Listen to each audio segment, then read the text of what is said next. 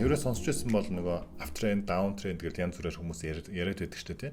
Яг тэр гэсэн. Тэгэхээр энэ трендийн талаар ойлголт буюу үндсэндээ энэ маань бүхэл бүтэн онол байгаа шүү залуусаа. Тэгээд энэ онолыг ерөөсөө одоо дутуу үнэлж болохгүй. Одоо бүхэл алдартай, за ашигтай трейдерүүд маань одоо энэ онолыг ашигладаг гэсэн үг шүү.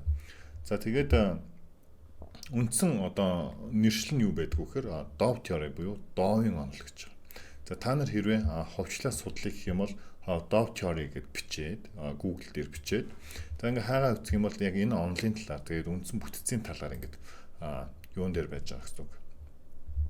Интернетэд ер нь бол байж байгаа. Гэхдээ за энэ онлыг нөгөө нэг гүнзгийрүүлж үтсэн болон одоо анхан шатанд үтсэн хүмүүсийн ялгаа одоо маш өөр байдаг гэсэн үг. Зөвхөн анхан шатанд үтсэн хүмүүсийн хувьд бол яадаг вэ гэхээр яг онлын зураглалыг харж байгаа ч гэсэн яг бодит одоо маркета онлын зургал руугаа буулгаж чаддаггүй хүмүүс байдаг. За тэгээд үүнээсээ болоод Dove theory бол худлаа, Dove theory бол одоо нийтлэг хүмүүс мэддэг учраас ер нь худлаа шинжилгээний арга гэж боддог.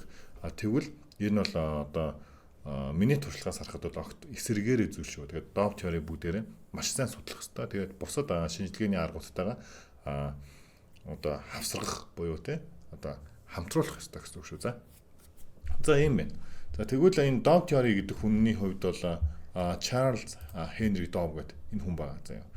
Энэ хүн маань болохоор 1851 онд төрсөн ийм хүн байгаа заяа. Тэгээд ямар ч энэ хүний нөгөө гаргасан онол гэсэн үг. Тэгээд энэ хүний талаарх мэдээлэл одоо бүх зүйлс ингээд одоо интернетэд байж байгаа учраас за энийг бол ярих бол илүүц бидэрт бол цаг үнэтэй. За тийм учраас гол асуудалтай орох нь зөв үү.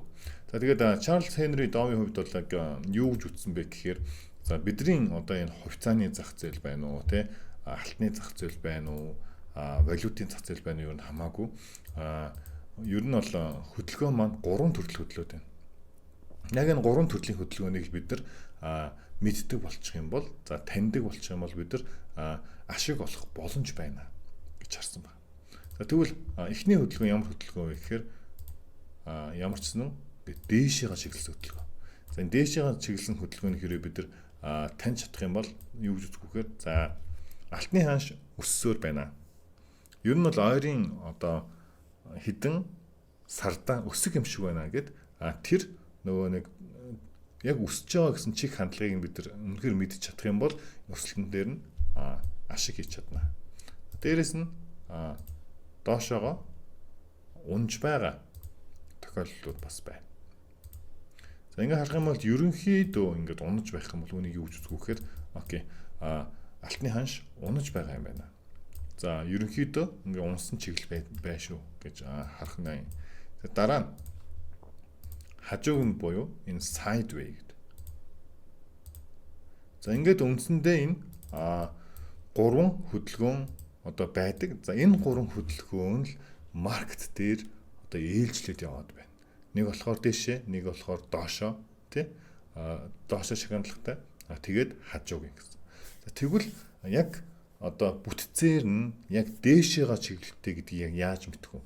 За тэгээд энэ яг дээшээгээ чиглэлтэй үнэхээр мөн гэдгийг хэрвээ мэдэж чадах юм бол бидний хувьд бол баа ярилцаанд ороод ашиг их боломжтой болж ирэх гэсэн.